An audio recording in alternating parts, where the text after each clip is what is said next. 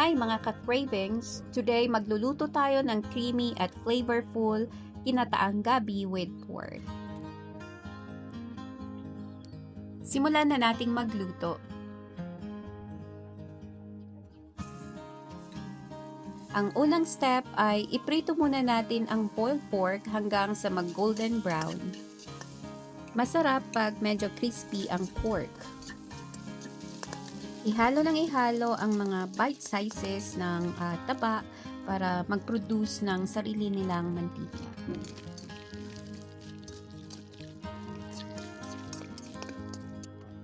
Igisa sa parehong mantika ang bawang, sibuyas at luya. Yan ang nagpapabango sa ating ulam. Mahalagang lagyan din ito ng luya dahil magbibigay ito ng distinct flavor na perfect for the dish. Idagdag na rin natin ang konting boiled na laman. Pwede rin ninyong idiretsong igisa ang karne ng baboy, lalo naman pag young pork ito. Kapag lutong-luto na ang aromatics, ilagay na ang bagoong o alamang. Ito ang magbibigay ng umami at depth sa ating ginataan. Patuloy itong igisa hanggang ang sibuyas, bawang, luya, bagoong at alamang ay mag-produce ng rich, slightly fishy scent na gustong-gusto naman ng maraming Pilipino. They really find it appetizing. Next, ibuhos ang gata ng niyog at hayaan lamang itong kumulo sa medyo mahinang apoy.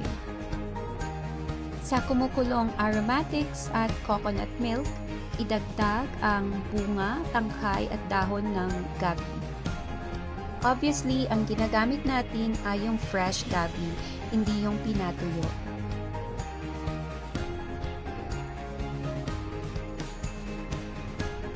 Kung hindi ka confident na magluto ng recipe na to dahil natatakot kang makati ang outcome, bibigyan kita ng tips to achieve the best home-cooked ginataang gabi.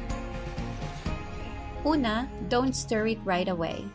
Let it cook gently in the coconut milk so it doesn't release that itchy milky sap. If you stir it too early, it can become sticky and itchy sa bibig. Ang pangalawa ay to simmer the gabi for at least 45 minutes. This helps break down the calcium oxalate crystals in the gabi.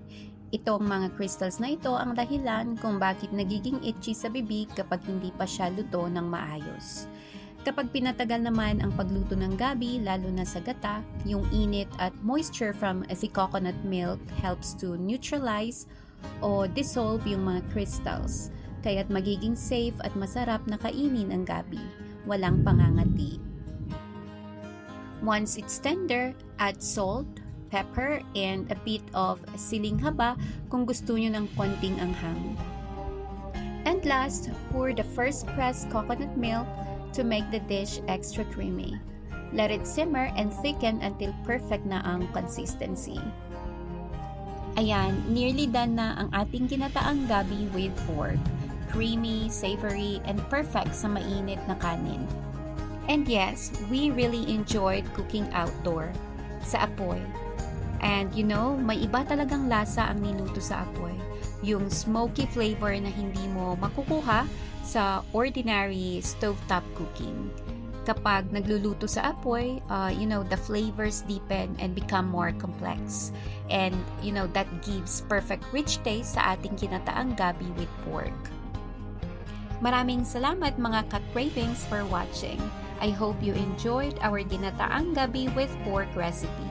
If you want more delicious recipes, don't forget to like, subscribe, and hit the bell button so you won't miss out on our next cooking videos.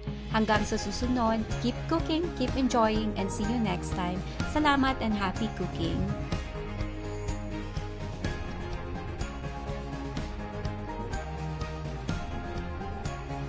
Kainan na!